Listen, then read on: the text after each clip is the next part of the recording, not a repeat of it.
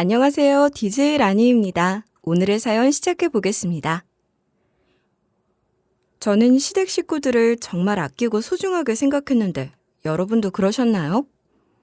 그런데 그 소중함을 원수로 갚으면서 복수심을 풀어버렸습니다. 제가 도대체 왜 그랬는지 궁금하시다면 제 이야기를 끝까지 들어주세요. 제가 지금의 남편을 만나게 된 건 시모가 남편과 저를 주선했기 때문이었는데요. 시모랑 저는 처음 만났을 때 좀 독특한 관계였어요. 저는 종합병원에서 일하는 간호사였고 시모는 간경화에 걸린 환자였어요. 간경화는 간이 손상되어 기능을 상실하게 되는 만성 질환이에요. 일반적으로 병의 예후가 좋지 않은데요. 금주, 식이요법 등을 통해 간의 상태가 개선되거나 증상이 완화될 수 있고 드물게 간이 스스로 재생할 수 있는 능력을 발휘해서 상태가 호전되기도 해요. 5대 암보다 사망률이 높은 게 간경병증이고 간경화 환자 50%가 10년 내에 합병증에 걸려서 눈을 감게 된다고 하던데 한마디로 시모가 낫기 힘든 병에 걸린 거예요. 시모가 이런 병을 앓고 계셔서 입원을 좀 오래 했거든요. 그러다 보니 자주 보게 돼서 사이가 좀 친해졌었고 시모가 저를 좋게 생각해 주셔서 그럴까요? 평소처럼 어머님을 돌봐주러 갔는데 이런 말씀을 하시는 거예요. 간호사님은 혹시 남자친구 있어요? 남자친구 없으면 우리 아들 만나면 되겠네. 아들이 지금 나랑 둘이 살고 있는데 아직 혼자예요. 괜찮으면 한번 만나보세요. 이런 식으로 자기 아들을 저랑 엮으려고 하더라고요. 순간 당황했지만 병원에서 일하다 보면 이런 일들이 종종 일어났기 때문에 그저 웃어 넘기려고 했어요. 일단 시모한테 이런 식으로 대답했었거든요. 아유, 환자분, 저는 일하느라 바빠서 연애할 시간도 없어요. 무슨 소개를 해주시겠다는 거예요. 일단 몸부터 얼른 나으세요. 제가 이러니까 시모가 아무리 봐도 며느리감이라고 이야기하면서 저를 너무 예뻐하셨어요. 그 뒤로도 계속 저만 보면 아들 이야기를 꺼내시길래 농담으로 맞받아쳤는데요. 그렇게 시간이 흐르고 시모의 아들이 병문안을 온 거예요. 시모께서 아들이 올 거라고 미리 말씀하시긴 했지만 하나도 신경 쓰지 않았죠. 평소처럼 시모 상태를 체크해주고 있었는데 병실 문 열리는 소리가 들렸어요.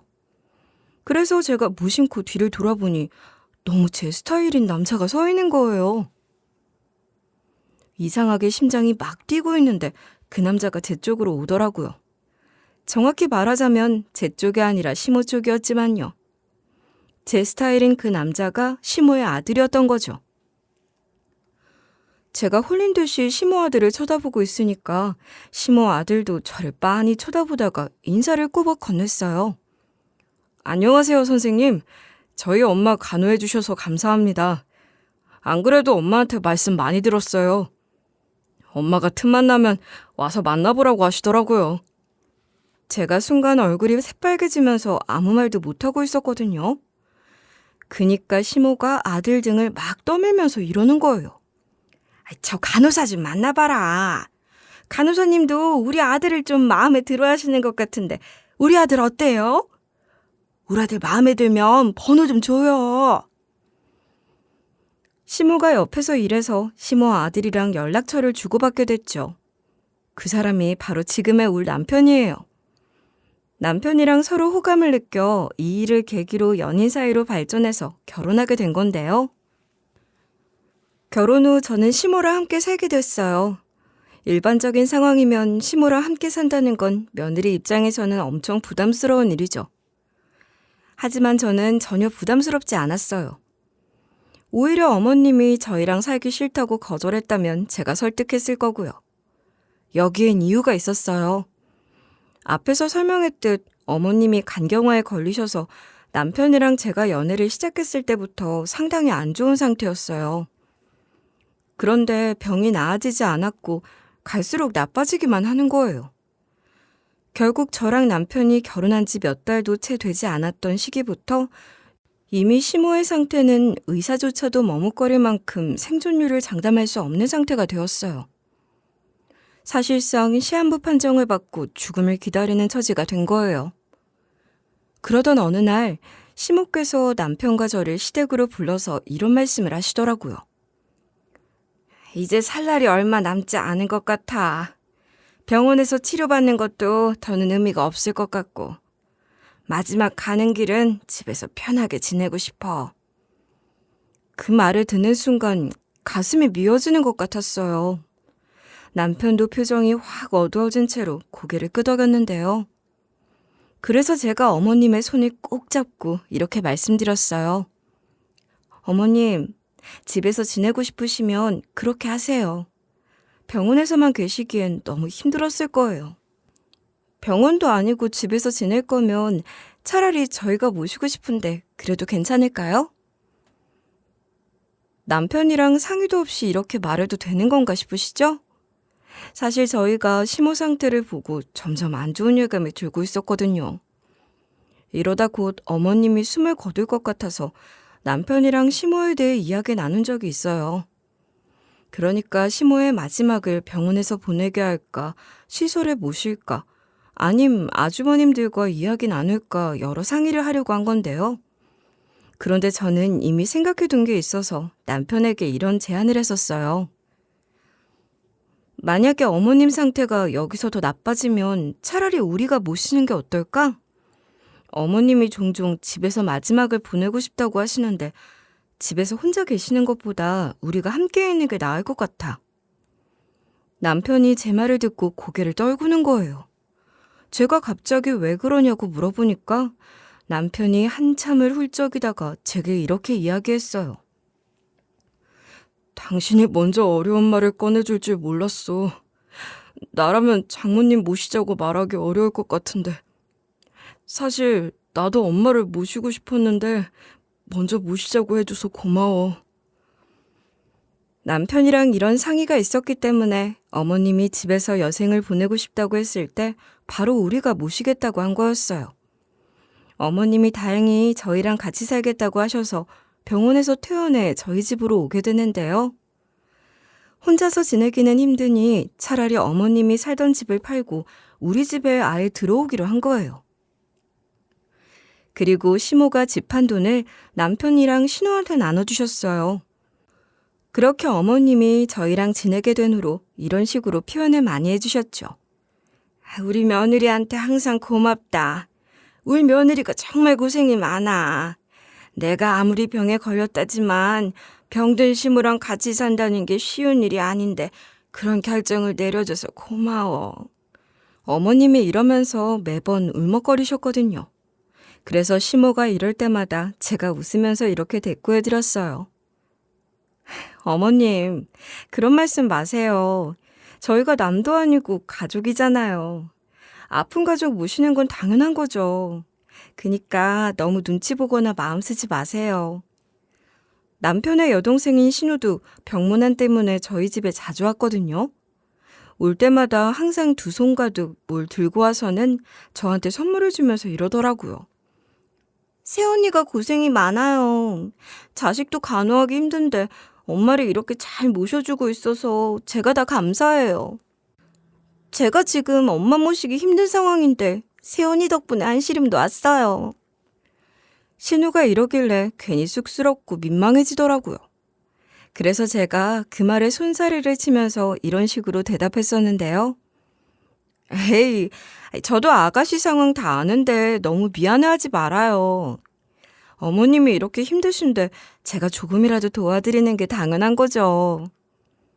제가 이러니까 신우가 저를 위해 반찬도 해왔다면서 이것저것 주고 가더라고요. 그 뒤로도 시모가 저희 집에 지내면서 신우가 자주 오곤 했는데요. 시모랑 신우가 저를 이렇게까지 인정해주고 존중해주니까 힘이 나는 거예요.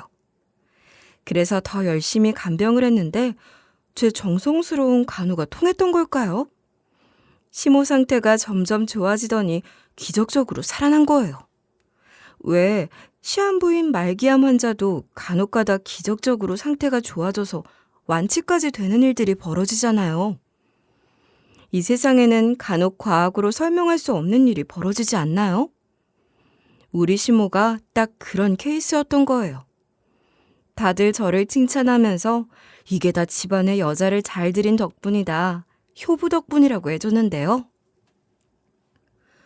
시모의 건강이 점점 회복되기 시작하면서 그때부터 모든 것이 조금씩 변하기 시작했어요. 처음에는 시모께서 건강을 되찾아가는 모습을 보며 정말 기뻤죠. 죽음의 문턱까지 갔다가 다시 회복되는 모습을 보니 제 마음도 한결 가벼워졌어요. 하지만 시모가 건강해질수록 저에 대한 태도도 함께 변하기 시작하는 거예요. 처음엔 별일 아니라고 생각했어요. 시모께서 회복하시면서 자신감과 활력을 되찾으시는 과정이라고 여겼는데요. 그런데 점점 저를 향한 말투가 달라지더니 날이 갈수록 이런 식으로 타박하는 일이 잦아졌어요. 야, 나 여기로 와봐라. 넌 청소를 어떻게 했길래 여기에 먼지가 그대로 있는 거니? 내 앞에서 청소 좀 다시 해봐라. 걸레질은 그렇게 하면 안 되지. 왜 이렇게 하는 건데? 이렇게 작은 일에도 지적하는 일이 많아진 거예요. 어머님의 이런 변화가 처음엔 어색하고 당황스러웠지만 시간이 지나면서 그게 일상이 되어버렸어요.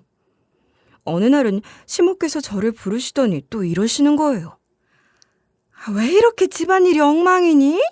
밥은 또 왜 이래? 국 끓일 때 간 보긴 한 거니? 넌 도대체 제대로 하는 게 뭐가 있니? 그 말을 들을 때마다 가슴 한켠이 무너지는 것 같았어요. 시모께서 건강이 좋지 않으셨을 때 최대한 영양가 있는 음식을 만들어 드리려고 노력했거든요. 그리고 시모가 다시 건강을 찾으신 후에도 그렇게 해드리고 있었는데요. 그런데 이제는 시모께서 그런 제 노력을 전혀 알아주지 않으시는 것 같았어요. 물론 저도 참지만은 않고 그날 저녁 남편에게 조심스럽게 이야기해봤어요. 여보, 요즘 어머님이 변하신 것 같아. 너무 엄격하게 대하시면서 전부 다 마음에 안 든다고 하시는데 내가 뭘 잘못하고 있는 건지 모르겠어. 제가 이러면서 시모가 건강해진 뒤로 서서히 바뀌신 것 같다고 했어요. 그러니까 남편이 그런 저한테 이런 식으로 위로를 해주는 거예요. 아마 엄마가 건강해지시면서 예전 성격이 돌아오신 것 같아. 내가 엄마한테 뭐라 할 테니까 너무 신경 쓰지 마. 엄마도 네가 얼마나 고생했는지 잘 알고 계실 거야. 하지만 그 말을 들어도 마음이 쉽게 풀리진 않았어요. 시간이 흐를수록 시모 태도가 점점 더 날카로워지더라고요. 그러던 어느 날 시모께서 저를 부르시더니 이런 식으로 상처를 주시는 거예요. 괜히 우리 아들이랑 간호조무사를 결혼시켰다. 우리 아들한테 간호조무사는 아니지. 우리 아들은 아무래도 의사나 변호사, 판사 이런 급을 만나야 하는데 아깝네. 이 말을 들었을 때 가슴이 철렁 내려앉는 것 같았어요. 결혼할 당시만 해도 밥 먹고 사는 정도였던 남편의 사업이 번창하기 시작했거든요. 이런 상황에서 시모가 하시는 말씀을 듣고 섭섭했어요. 시모가 병원에 누워있을 때부터 하루도 빠짐없이 병원에 들러 간호를 했고 집에서 모셨던 시기에는 열심히 시모 간호를 하면서 집안일도 빈틈없이 챙겼는데요. 시모가 건강해진 후로도 항상 시모 건강을 많이 신경 쓰고 돌봐드렸거든요. 집으로 모신 후에도 시모의 건강을 최우선으로 생각하며 식단부터 운동까지 모든 것을 챙겼어요. 그런데 시모한테 이런 대우를 받고 있으니 더 이상 참을 수가 없었죠. 그래서 남편이 퇴근한 다음 제가 남편에게 이렇게 말할 수밖에 없었어요. 오늘 어머님께서 나한테 너무 서운한 말씀을 하셨어. 내가 간호조무사 출신이라 아쉽다고 하시더라. 당신한테 의사, 변호사, 판사 이런 여자들이 더 어울린대. 제가 이러면서 이제 어머님께 섭섭한 정도가 아니라고 했는데요. 그러니까 남편이 깜짝 놀란 표정으로 이렇게 대꾸하더라고요. 뭐? 엄마가 그런 말씀을 하셨다고? 내가 따로 이야기했는데도 귀뚱으로도 안 들으셨나 봐. 엄마가 선을 넘어도 세게 넘었네. 당신이 얼마나 고생했는데 그런 말을 하시다니. 남편이 이렇게 공감해 주는데도 불구하고 제 마음속 깊은 곳에 쌓인 섭섭함이 사라지지 않았어요. 일단 남편이 어머님하고 대화를 해보겠다고 하는데 어떡해요? 우선 기다려보려고 그날도 퇴근하자마자 저녁을 준비하고 있었는데요. 그런데 시모가 식탁 위에 놓인 음식을 보더니 얼굴을 찡그리면서 이러는 거예요. 이게 다 뭐냐? 너는 밥을 만들어 놓은 거야? 죽을 만들어 놓은 거야? 밥도 제대로 못하면서 뭐 하는 거니? 네가 하는 것들은 죄다 먹을 수가 없어. 이걸 먹으라고 만들어 놓은 거니? 시모가 이렇게 막말을 하시길래 저도 더 이상 참을 수가 없었어요. 바로 고개를 들고 침착하게 이런 식으로 말씀드렸는데요. 어머님, 왜 그동안 아무 말 없이 잘 드셔놓고 이러시는 거예요? 식사 준비하는데 부족함이 있었다면 미리 말씀해 주시면 좋겠어요. 저는 어머님 입맛에 맞추려고 노력하고 있거든요. 제가 이러면서 어머님이 최근에 너무 바뀌신 것 같다고 했어요. 그런데 시모가 제가 하는 말은 전혀 신경 쓰지 않고 이렇게 맞받아치시더라고요. 너 같은 간호조무사 따위가 우리 집안에 들어온 게 정말 실수였어. 네가 하는 일마다 마음에 드는 구석이 하나도 없다. 이러면서 계속해서 저를 헐뜯고 나무라시는 거예요. 그래서 제가 이렇게 조목조목 따지기 시작했죠. 어머님이 저 처음 봤을 때 예쁜 처자가 간호조무사 일까지 하냐고 똑똑하고 야무지다고 칭찬해 주신 거 잊어먹으셨어요? 왜 이제 와서 딴 말 하시면서 절 비난하시는데요? 남편이 전이랑 다르게 잘 나가니까 그러시는 거예요? 저는 제 일에 자부심을 가지고 있고 어머님도 잘 돌봐드리고 있어요. 어머님께서 건강을 되찾으신 것도 제 덕분 아닌가요? 제가 이러면서 예전에 어머님으로 돌아오라고 이야기했는데요. 그런데 시모가 기다렸다는 듯이 이런 말을 쏟아내는 거예요. 예, 너도 생각을 좀 해봐라. 조선시대였으면 내 아들은 주상전하, 너는 무술이 아니냐. 네가 우리 집에 어울리지 않는다는 거지. 내가 너 덕분에 건강이 좋아졌다고? 운이 좋았던 거지. 간병살한다고 병이 싹 다 났니? 아휴, 결혼을 좀만 더 늦게 시킬 걸 그랬어. 그러면 너 같은 거랑 결혼 안 시켰을 텐데. 시모가 이러면서 제가 되바라졌다며 막말을 하는 거예요. 그래서 제가 이런 식으로 또 지지 않고 말해버렸어요. 솔직히 남편이 성공할 수 있었던 것도 같이 노력한 결과라고 보고 있거든요. 어머님께서 저를 낮추시는 말씀을 하실 때마다 그 말씀에 제가 굴복할 거라고 생각하지 마세요. 이런 식으로 말하니까 시모 얼굴이 확 굳어지는 거예요. 그래서 제가 이런 말로 시모 입을 막아버렸죠. 어머님, 저는 어머님을 진심으로 존경하고 며느리로서 최선을 다해왔어요. 그러니까 저를 계속해서 깎아내리는 말씀은 삼가주셨으면 해요. 그리고 앞으로도 제가 할 수 있는 최선을 다할 테니 어머님도 저를 존중해 주세요. 왜 이렇게 변하신 거예요?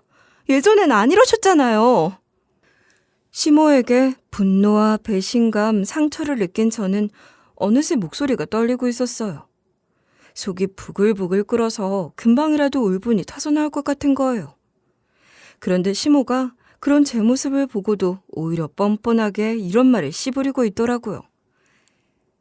예전에 내가 병 때문에 아파서 제정신이 아니라 너 같은 여자를 집에 들였던 거다. 그때 내가 제정신이었으면 대학도 못 나온 무식한 간호조무사 따위랑 우리 아들이랑 결혼시킬 일 따윈 없었을걸? 정신이 나갔으니 널 들였던 거지. 시모의 시퍼런 칼날 같은 말에 결국 눈물을 터뜨리고 오열하고 말았어요. 그때 마침 남편이 퇴근하고 집에 들어오고 있었고 제 우는 모습을 보고 깜짝 놀라는 거예요. 남편이 달려와 저를 안아주면서 무슨 일이냐고 물어봤어요. 그래서 제가 남편한테 전부 다 이실직고하고 말았죠. 어머님이 날 며느리로 들인 걸 후회한다고 하셨어. 나보고 무식한 간호조무사라고 하는 거야. 나 더 이상은 못 견디겠어. 이런 취급 받으면서 어머님 못 모셔. 남편이 그 말을 듣고 충격을 받은 얼굴로 시모한테 진짜 그런 식으로 말했냐고 따졌어요. 그러니까 시모가 뻔뻔하게 이런 식으로 소리치시는 거예요. 왜? 내가 틀린 말 했니? 마음만 같아서는 너네들 이혼시키고 새 장가 보내고 싶은 심정이다. 이야기 나온 김에 아들 네가 말해봐라. 너도 솔직히 사업 성공한 후로 며느리랑 결혼한 거 후회되지 않냐? 시모가 이러면서 대답을 해보라고 재촉을 하고 앉아있더라고요. 그니까 남편이 시모한테 크게 화를 내면서 이랬어요. 엄마, 더 이상은 엄마랑 못 살겠다. 내 와이프가 엄마한테 어떻게 했는데 이렇게 굴 수 있어? 나 솔직히 엄마가 우리 집사람한테 태도 변한 거 들어서 알고는 있었는데 이 정도로까지 우리 와이프 괴롭히고 있을 줄은 몰랐어. 짐승도 은혜를 안다는데 엄마는 사람이면서 어떻게 은혜도 몰라? 우리 와이프가 엄마 병간호해준 건 다 잊었어? 왜 내가 은혜도 모르는 사람이랑 같이 살아야 돼? 이제 건강해져서 혼자 살 수 있으니까 나가서 살아. 우리 와이프한테 이럴 거면 나가서 살라고. 남편이 와이프가 힘들다고 이야기한 게 한두 번이 아니었다고 호통을 치고 있었는데요. 그랬더니 시모가 길길이 날뛰면서 이러시는 거예요. 야, 내 집 그때 팔았잖아. 그래서 너랑 네 동생한테 반반씩 돈도 나눠줬는데 이제 와서 왜 이러는 거야? 돈 받아 처먹고서는 이제 너 아쉬울 거 없으니 나보고 이제 나가라고? 길바닥에서 지내라고? 시모가 이렇게 막 뭐라고 하니까 남편도 너무 지쳐 보이더라고요. 남편이 이런 상황에 너무 이골이 난다는 듯 그야말로 격분했어요. 알겠어. 그럼 내가 집 하나 사줄 테니까 거기 가서 살아. 난 더 이상 엄마랑 못 살겠어. 이제 그만 우리 마누라 괴롭히고 짐 싸서 나가. 남편이 이렇게 말할 수 있었던 게 사업이 좀 잘 돼서 돈을 좀 만지고 있었기 때문이었죠. 아무래도 지방이다 보니 경기도나 서울보다는 집값이 싸서 구축 아파트 정도는 남편이 가진 돈으로 집을 사줄 수 있었어요. 그래서 시모가 남편한테 집을 하나 받아서 이사를 가게 됐는데요. 시모 안 모시는 조건으로 어머님한테 집까지 사줬잖아요. 시간이 지나 어머님이 이사 가신 지도 1년이 되었어요. 저는 그동안 남편과 함께 안정된 생활을 이어가고 있었고 시모도 잘 지내고 계신다는 소식을 가끔씩 전해 듣고 있었어요. 그런데 어느 날 그 평화로운 일상이 깨지고 만 거예요. 남편 휴대전화가 시끄럽게 울려서 봤더니 발신자 이름이 어머님이었어요. 남편이 스피커폰으로 전화를 받아서 저도 자연스럽게 통화 내용을 듣게 됐는데요. 그런데 시모가 너무나도 당연하다는 듯이 이렇게 말하고 있더라고요. 나 이제 너희 집에서 다시 지내려고. 이사 준비 거의 다 끝나가니까 너희들도 내가 쓸 방 비워둬라. 청소까지 깔끔하게 해둬. 그 말을 듣고 저랑 남편이 순간적으로 얼어붙었어요. 그러다가 남편이 당황한 목소리로 이리 물었는데요. 엄마, 그게 무슨 말이야? 내가 구해다 준 집에서 잘 지내고 있다며. 우리랑 같이 살 때보다 100배 더 좋다고 해놓고 갑자기 이러는 게 어딨어? 저도 옆에서 무슨 상황인지 이해할 수 없어서 남편을 바라보며 귀를 기울였어요. 그런데 시모가 너무나도 아무렇지 않게 이런 통보를 하는 거예요. 그 집 얼마 전에 우리 딸한테 줬다. 우리 막내가 이번에 좋은 사람 만나서 결혼하게 된 건 알고 있지? 능력 좋은 남자랑 결혼했는데 집이 없으면 쓰겠어? 그래서 내가 혼수로 그 집을 해가라고 했지. 신우가 최근에 조건 좋은 전문직 남자랑 결혼식을 올리고 유부녀가 되었거든요. 근데 그거랑 집이랑 무슨 상관이 있는 건가 싶었어요. 남편도 저랑 똑같이 생각하고 있었는지 이렇게 따지더라고요. 뭐라고? 그 집을 동생한테 줬다고? 엄마, 그 집은 내가 엄마 살라고 준 집이잖아. 그런데 갑자기 왜 동생한테 준 거야? 남편이 이러면서 동생이 달라고 때라도 썼냐고 물어봤는데요. 그런데 어머님이 그런 저희를 이해할 수 없다는 듯이 이러시는 거예요. 아니, 우리 딸이 이번에 결혼한 집안이 얼마나 좋은지 알고 있잖니. 사위가 회계사인데 사돈 될 사람도 회계사무소를 운영하고 있거든. 그래서 사위가 그 사무소를 물려받게 될 예정이야. 집안만 좋은 게 아니라 돈도 아주 잘 벌어. 그런 집안에서 아무나 결혼시켜주겠니? 당연히 혼수 좀 해가야 조건 차이 무마시킬 수 있지 않겠어? 그래서 내가 우리 딸 보고 혼수해가라고 집을 준 거야. 안 그래도 시모가 우리한테 전화해서 엄청 자랑이 되는 바람에 심해부 집안이 잘난 부분은 알고 있었거든요. 그 말을 들은 순간 머릿속을 스쳐 지나가는 장면이 있었어요. 그러고 보니 신우가 결혼하기 전에 남편이 이런 식으로 물어봤었거든요. 그건 그렇고 신혼집은 구했어? 어디 살 거야? 직장 근처로 구하려고? 내 동생이 결혼한다는 게 믿기지 않네. 집들이 초대해주면 한번 놀러 갈게. 남편이 이렇게 들뜬 채로 질문을 했었거든요. 그런데 신우가 이런 식으로 대답을 좀 애매하게 하더라고요. 아, 입주 날짜가 결혼 후라서 입주할 때까지 남편 사는 월세집에서 살다가 입주하면 집들이 할 때 그때 깜짝 공개할게. 그때 좀 이상하긴 했지만 지들이 깜짝 공개하겠다고 하니 그냥 놔뒀었는데 이런 거였을 줄이야. 게다가 시모가 얼굴에 철판을 깐 채로 이런 말을 하는 거예요. 그 집 더 이상 내 집도 아니고 이미 명의도 우리 딸이랑 사위 공동 명의로 넘어갔어. 현재 사위가 살던 집 월세 계약이 곧 끝나니 내가 살던 집으로 이사 올 거야. 어머님이 상의도 안 하고 이리 결정을 내린 걸 하나도 미안해하지 않는 거예요. 그래서 제가 순간 열이 받아서 시모에게 이렇게 따졌죠. 어머님 안 모시는 조건으로 그 집 사줬는데 왜 이러세요? 어머님도 알겠다고 해놓고 나가신 거 아니에요? 이렇게 멋대로 행동하시면 어떡해요? 제가 이러면서 어머님께 실망스럽다, 이런 분인 줄 몰랐다고 직언을 날렸는데요. 그러니까 시모가 이런 식으로 뻔뻔하게 굴더라고요. 얘, 너 가족끼리 손해이득 따지고 조건 따지고 앉아있니?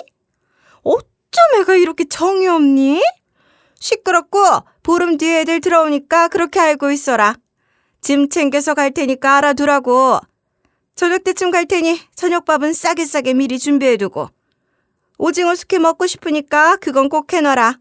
알겠니? 시모가 이렇게 권위적으로 지시를 내리고 일방적으로 전화를 끊어버렸어요. 그래서 제가 다시 전화해봤거든요. 전화를 안 받길래 일단 어머님께 이런 문자를 보내놨어요. 어머님, 남편도 결사 반대하고 있으니 절대 오지 마세요. 저희는 어머님이랑 더 이상 같이 살 수 없을 것 같고요. 저희가 사들인 집에서 아가씨랑 살든가 알아서 하세요. 제가 이렇게 했는데도 시모한테 답장이 오진 않았어요. 그렇게 남편이랑 제가 며칠 동안 시모한테 전화를 걸고 연락했는데도 묵묵부답이었다가 전화를 겨우 받더라고요. 남편이 수화기 너머로 시모 목소리를 들었는지 바로 이렇게 소리치더라고요. 엄마, 와이프가 보낸 문자 봤지?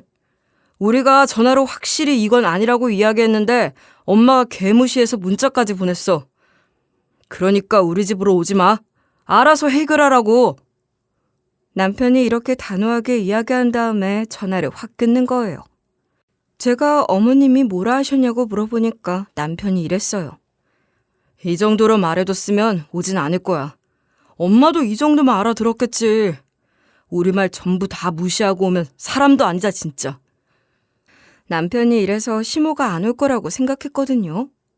그리고 시모가 보름 뒤에 짐을 바리바리 싸서 우리 집을 찾아온 거예요. 시모가 진짜로 올 거라고 생각을 못해서 현관문 비밀번호를 바꿔두지 않았거든요. 시모가 집 얻어서 나간 후로도 우리 집 현관문 비밀번호는 그대로였어요. 시모가 우리 집에서 꽤 오랜 기간 사셨으니까 우리 집 비밀번호를 눈 감고도 누를 수 있는 수준이었죠. 그렇게 시모가 아무렇지 않게 현관문 비밀번호를 누르고 들어오더니 짐을 내려둔 다음에 이랬어요. 아이고, 오늘아 힘들었다. 밥부터 먹자. 내가 밥 차려오느라고 말했으니까 준비해놨겠지? 오징어 숙회 해놓은 것 좀 보자. 어머님이 다짜고짜 이러시길래 속에서 열불이 나더라고요.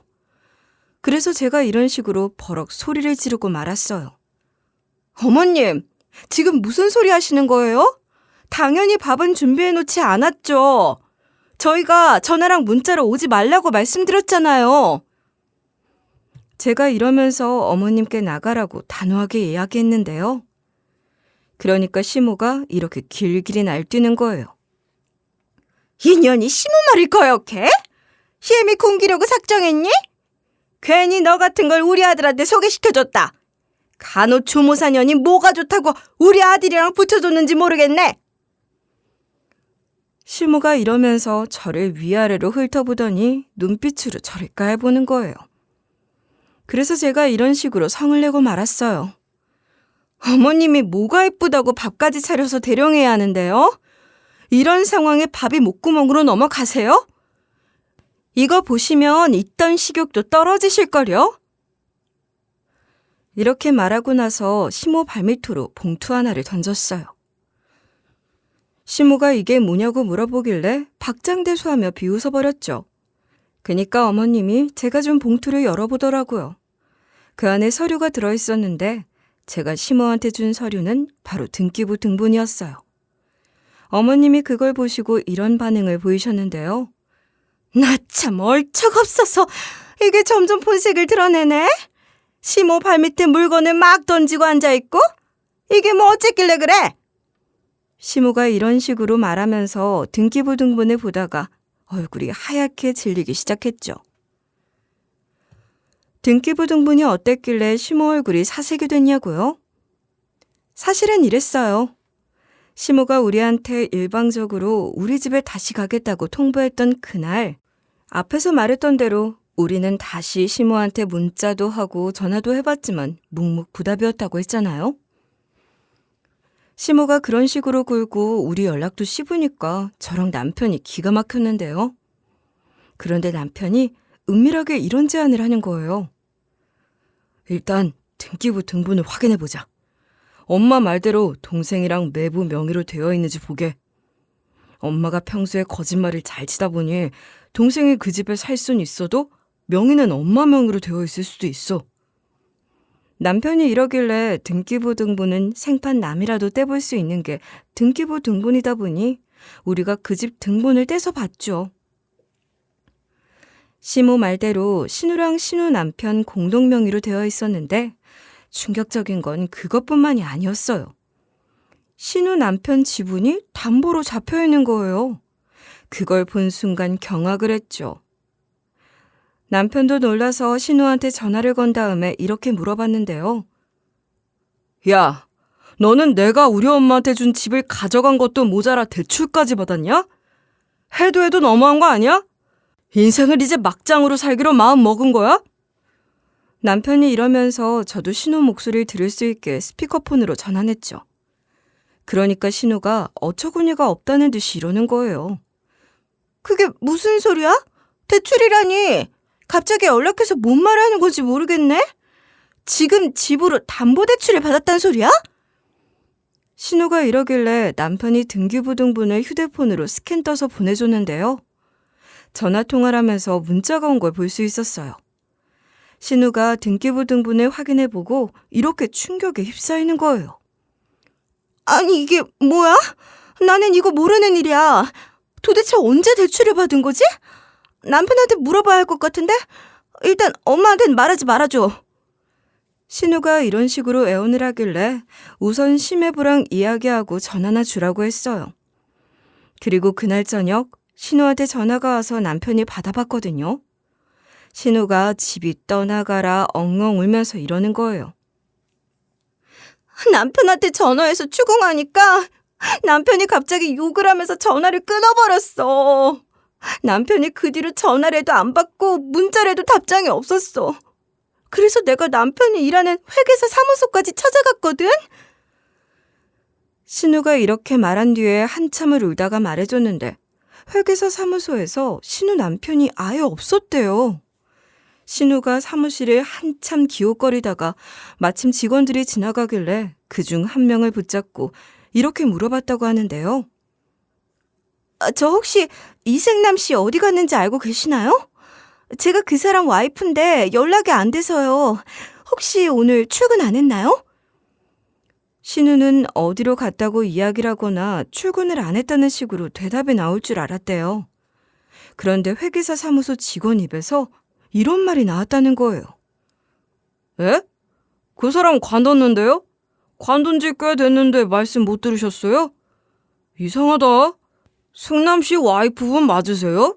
근데 승남 씨는 왜 찾으시는데요? 직원이 오히려 신우를 의심하는 듯한 눈초리로 보니까 불길한 예감이 들었대요.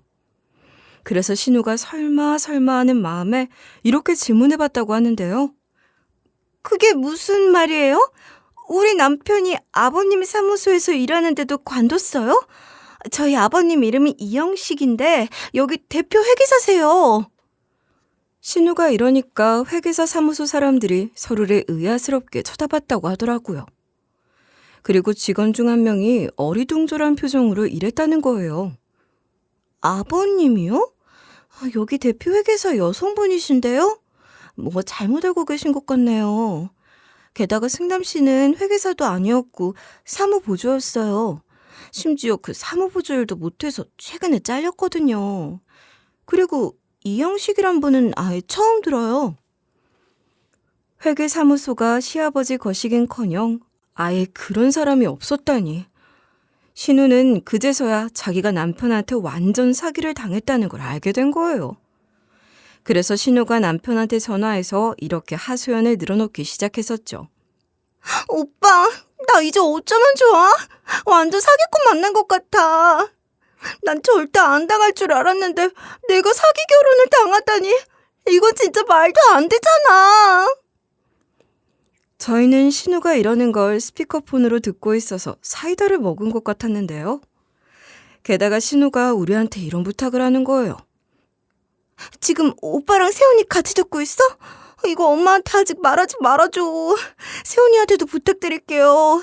우리 엄마 알면 기절할 거예요. 제발 비밀 지켜주세요. 신우가 이러면서 일단 경찰에 신고를 하고 오겠다고 하더라고요. 그리고 시간이 좀 흐른 뒤에 다시 연락이 와서 받아봤거든요. 신우가 자기 남편을 신고하는데 경찰이 이런 말을 했다는 거예요. 이승남, 이영식 이 사기꾼들 사기 전과 있어요. 심지어 가족 사기단이에요. 지금은 연락이 아예 안 되시는 거죠? 얼마나 피해 보셨어요? 신우가 이렇게 경찰이 하는 말을 듣고 깨달았대요. 가족 사기단이니까 신우가 상견례 살이니 결혼식이니 여러 과정을 거칠 때 아무도 의심을 안 했던 거죠. 이렇게 모든 사실을 알게 된 상황 속에서 신우 부탁대로 시모한테 말을 안 하고 숨겨주고 있다가 시모가 온 날 모든 걸 밝힌 거예요. 시모가 결국 그 자리에서 혼절해버리고 말았어요. 어쩔 수 없이 119를 불렀는데요. 구급대원이 도착해서 남편이랑 같이 보호자 자격으로 구급차에 탑승하게 됐어요. 우리는 시모를 끝까지 봐줄 생각이 없어서 신우한테 전화했죠. 수화기 너머로 여보세요라고 말하는 신우 목소리가 들리길래 제가 이렇게 말해줬어요. 아가씨, 지금 어머님이 모든 사실을 알게 돼서 쓰러졌으니까 병원으로 오세요. 문자로 병원 주소 보내드릴게요. 저희가 할 말이 있으니까 빨리 오셔야 해요. 제가 이러니까 신우가 지금 당장 가겠다고 하더라고요. 신우랑 이렇게 전화통화를 끝낸 사이 병원에 도착했었는데요. 시모가 병원에 몇 분 동안 누워있다가 겨우 눈을 떴어요. 그런데 어머님이 우리를 보자마자 엉엉 울면서 이렇게 비는 거예요. 내가 잘못했어. 사이가 그런 사람인 줄 몰랐어. 사이가 회계사에 집안까지 좋으니까 돈에 눈이 멀어서 머리가 어떻게 된 것 같아. 이 미친 인간들이 좋은 외제차 끌고 다니고 명함까지 파서 회계사 명함 들이밀면서 말하니까 설마 사칭을 했을지는 꿈에도 생각하지 못했다고. 시모가 이러고 나서 자리에서 일어선 다음에 허리를 숙이는 거예요. 게다가 시모가 제게 이런 식으로 사죄를 하기도 했어요. 이제 우리 아들 잘 나간다고 막말하고 괜히 결혼시켰다고 뭐라 해서 미안해. 네가 나한테 병간호해준 세월이 있는데 그런 배신을 하다니 정말 할 말이 없다. 하지만 전 시모 사과가 그닥 달갑게 느껴지진 않았죠. 이제 완전 낙동강 오리알 신세가 되어버렸으니 우리한테 매달리는 거잖아요. 그래서 제가 아주 차갑게 이런 식으로 일침을 날렸는데요. 어머님, 무사히 깨어났으니 됐어요. 그래도 집안 어르신이시니 병원까지는 구급차 타고 같이 와준 거예요. 우리는 딱 여기까지예요. 앞으로 참교육할 테니까 실컷 뉘우치고 계세요. 그러니까 시모가 침대에서 내려와서 제 다리에 매달리는 거예요. 심지어 어머님이 이런 식으로 제게 사정을 하기도 했어요. 제발 이러지 마. 우리 딸 사기당해서 피해받은 거 도와줘. 우리끼리 그 돈을 어떻게 갚으라는 거야. 내가 사과했으니까 마음 풀고 제발 딱 한 번만 나 용서해줘라. 시모가 이러시길래 코딱지만큼 남아있던 정이 확 떨어지는 거예요. 역시 나중에 수습할 돈이 없으니까 우리한테 사과하는 거였어요. 남편도 시모한테 손절을 선포해서 제가 시모를 떼어내려고 막 뿌리치고 있었거든요. 바로 그때 신우가 도착한 거예요. 시모가 제 다리에 매달려 있다가 신우를 보자마자 갑자기 신우한테 달려들었어요. 게다가 신우한테 이런 식으로 따지고 앉아있더라고요. 멍청한 남자한테 당해서 내 집까지 날리려니 여기가 어디라고 와? 왜 더 꼼꼼히 알아보지 않았냐고. 내가 네 때문에 왜 이런 수모를 겪어야 하는데. 어머님이 이러면서 얼굴이 시뻘개진 채 쌍욕을 하시는 거예요. 신우는 그런 시모한테 이런 식으로 대들기 시작했어요. 엄마도 그 남자랑 결혼하라고 했었잖아. 왜 내 책임인 것처럼 말해? 나라고 엄마한테 욕 못해서 이러고 있는 줄 알아? 나도 피해자라고. 신우가 이러면서 시모랑 똑같이 상스러운 말들을 내뱉고 있었는데요. 그러니까 시모가 한마디도 지지 않고 이렇게 막말을 하더라고요. 너 같은 걸 믿었던 내가 병신이다. 너한테 뭔가를 기대한 내가 잘못한 거지. 내가 자식 농사를 잘못 지어도 한참 잘못 지었어. 네 머리통에 도대체 뭐가 든 거냐? 갈수록 시모가 더한 말들을 내뱉는데 상황이 괜찮아지겠어요? 신우가 이런 식으로 더 격하게 맞받아쳤는데요. 엄마야말로 다 늙어가지고 뭐하는 짓이야? 그 남자 좋다고 했던 건 누구냐고. 왜 이제 와서 발 빼는 건데. 이런 것도 부모라고 내가 모시고 있었나 보네? 신우가 이러면서 자기 화를 못 이겨 펄쩍 뛰고 있었거든요. 그런데 시모가 이 뒤에 이런 식으로 망언을 퍼붓는 거예요. 어디서 감히 엄마한테 그런 말을 해? 네가 이 모양이니까 사기당하는 거야. 네 같은 걸 낳고 먹은 미역국이 아깝다. 시모가 이러면서 네 같은 건 자식도 아니란 말을 내뱉었는데요. 그러니까 신우가 지지 않고 이렇게 악을 지르는 거예요. 엄마가 내 인생을 엉망으로 만들었어. 엄마 때문에 내가 이 지경이 됐다고. 내가 뭘 잘못했다고 이렇게 몰아붙이는 거야? 신우가 이러면서 시모 보고 대출금을 전부 다 갚으라고 소리 지르고 있었어요. 바로 그때 시모 입에서 이런 말이 나오는 거예요. 내가 밥 먹여주고 입혀주고 채워주고 지원해준 걸 생각해봐라. 불효녀 같은 거사. 이게 끝까지 엄마를 이겨먹으려고 쌍욕에 막말까지 하네? 그러다가 시모랑 신우가 머리채까지 잡고 싸우는 거예요. 남편이랑 제가 개싸움하는 시모랑 신우를 한심하게 바라보면서 병원에 빠져나왔어요. 전 그 뒤로 시모랑 신우 볼 일이 없을 줄 알았거든요. 며칠 뒤에 신우랑 시모가 우리 집에 찾아왔길래 이렇게 따질 수밖에 없었어요. 우리 분명 여기까지라고 선을 그었는데 왜 온 거야? 남편이랑 내가 분명히 손절한 것 같은데 우리 말이 말 같지도 않나 봐? 신우랑 시모가 제 말을 듣고 발발 떨더라고요. 그러다가 신우가 눈물을 글썽이면서 이런 식으로 구걸을 하는 거예요. 새언니, 그게 아니라요. 법적으로 내 남편 고소하고 이 대출에 대한 책임이 본인한테 없다는 걸 증명해서 무효화시켜야 하거든요. 변호사 쓸 돈이 없어서 그런데 변호사 쓸 돈 좀 대주세요. 제가 이렇게 부탁드릴게요. 신우가 이러면서 손이 발이 되도록 비는 거예요. 그래서 제가 이런 식으로 성질을 확 내버렸어요. 뭐? 지금 뭐라는 거야? 꺼져! 우리가 양보하고 희생하고 있는 거 뻔히 알고 있었으면서 우리가 사준 집을 뻔뻔하게 받아놓고 이것까지 도와달라는 건 무슨 경우야? 어머님이 나한테 한 짓이 너무 역겹고 열받아서 아가씨한테 뭔가 해줄 생각은 없으니까 나가. 그리고 시모랑 짝짝꿍한 신우도 똑같은 인간이란 식으로 일침을 날렸는데요. 그니까 신우가 시모 멱살을 막 잡으면서 이러는 거예요. 엄마, 내가 뭐라고 했어? 내가 막말 적당히 하라고 했잖아. 시집살이 시키지 말라고 하면 안 해야지. 도대체 왜 그런 건데? 엄마 때문에 안 그래도 망한 거 더 망하게 생겼잖아.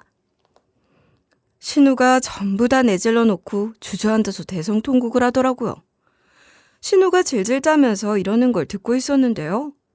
우리 이제 어쩜 좋아. 나 이제 끝장난 거나 다름없다고. 내가 뭘 잘못했다고 이러는데? 남편 놈 잡기도 힘들다고 하는데 나 앞으로 어떡하면 좋냐고. 신우가 이러니까 시모가 우리 딸을 위해서 제발 한 번만 도와달라는 거예요. 하지만 제가 시집살이 시킬 때는 언제고 이러냐고 했죠. 남편도 시모랑 신우한테 이런 식으로 정색을 했는데요. 엄마의 본 모습을 보고 많이 실망했어. 사업 성공하기 전에 우리 와이프가 얼마나 내조해주고 엄마 간병까지 잘해줬는데 어째서 배신한 거야? 엄마가 이렇게 돈에 좌지우지 되는 사람인 줄 몰랐어. 그래서 도와줄 생각 없으니까 다시는 찾아오지 마. 그렇게 속 시원하게 다 말해버린 다음에 남편이랑 제가 시모랑 신우를 내쫓아버렸어요. 그 뒤로 우리끼리 잘 먹고 잘 살고 있었죠. 남편은 하던 사업 잘 해내고 있고 저도 간호조무사로서 열심히 병원 일을 하고 있었는데요. 그런데 시모랑 신우는 사는 게 끔찍한가 봐요. 시모랑 신우가 우리 집을 찾아와서 할 말이 있다고 하더라고요. 원래대로라면 안 들여보내주려고 했는데 시모랑 신우 안색이 말이 아닌 거예요. 저랑 남편이 대체 무슨 꼴을 당해서 저러나, 얼마나 망가졌길래 저러나 얘기나 들어보려고 일단 들어오라고 했어요. 신우가 이런 넋두리를 늘어놓았는데 들어보니 완전 가관인 거예요. 새언니, 그리고 오빠, 집으로 대출 상환 통지서가 날라왔어. 사기꾼 남편이 미친 것이 이자율도 높은 3금융권에서 대출을 받았더라고. 신우랑 신우 남편이랑 지내던 집이 공동명의라고 했잖아요. 공동명의자의 동의가 없으면 대출을 못 받았지만 3금융권이나 P2P 대출 같은 경우는 간혹 공동명의자 동의 없이도 본인이 가지고 있는 지분에 대해서 대출을 받을 수 있는 지분 상품이 있거든요. 그래서 사기꾼 신우 남편이 몰래 대출을 받을 수 있었던 거고, 당연히 사기꾼 놈이 대출을 갚을 생각이 없었을 테니 대출 상환을 하지 않으면 취심에 들어가겠다는 통지서가 나온 거죠. 이런 상황에서 신우가 이런 일이 있었다고 쭉 이야기해줬어요. 결국 대출금을 갚지도 못하고 돈이 없어서 변호사를 선임할 수도 없었어. 어찌저찌 돈을 빌렸을 땐 이미 집이 대출기관의 손에 넘어갔더라. 그래서 집을 처분한 다음에 엄마랑 같이 작은 원룸에서 지내고 있어. 시모랑 신우가 그 집에서 계속 싸웠다고 하더라고요. 시모는 신우한테 네가 남자를 잘 만났으면 이런 일 없었을 거라고 하고, 신우는 시모한테 엄마가 오빠랑 새언니한테 잘했으면 이런 일 없었을 거라고 소리쳤대요. 그러면서 신우가 저희들 눈치를 엄청 보면서 이런 말을 중얼거리는 거예요. 내가 결국 남편을 고소했지만 남편이 모든 돈을 해외로 빼돌렸다는 사실을 알게 됐어. 이로 인해 재판이 길어지고 변호사 비용이랑 대출 상환 압박으로 인해 미쳐버릴 것 같아. 이제 돈을 빌려준 지인들이 얼른 갚으라고 난리고 안 갚으면 고소하겠다는 사람도 있어서 오빠랑 새언니한테 또 빌려온 거야. 신우가 이러면서 자기 이러다가 길바닥에 나앉게 됐다고 빌빌거리더라고요. 그래서 제가 이런 식으로 신우 잘못을 딱 꼬집어버렸어요. 그럼 이번에도 돈 때문에 사과하러 왔다는 거네? 돈 아니었으면 사과도 안 할 거 다 알아. 아가씨나 어머님이나 똑같은 작자들이네? 시모랑 신우가 그 말을 듣자마자 넙죽 엎드리는 거예요.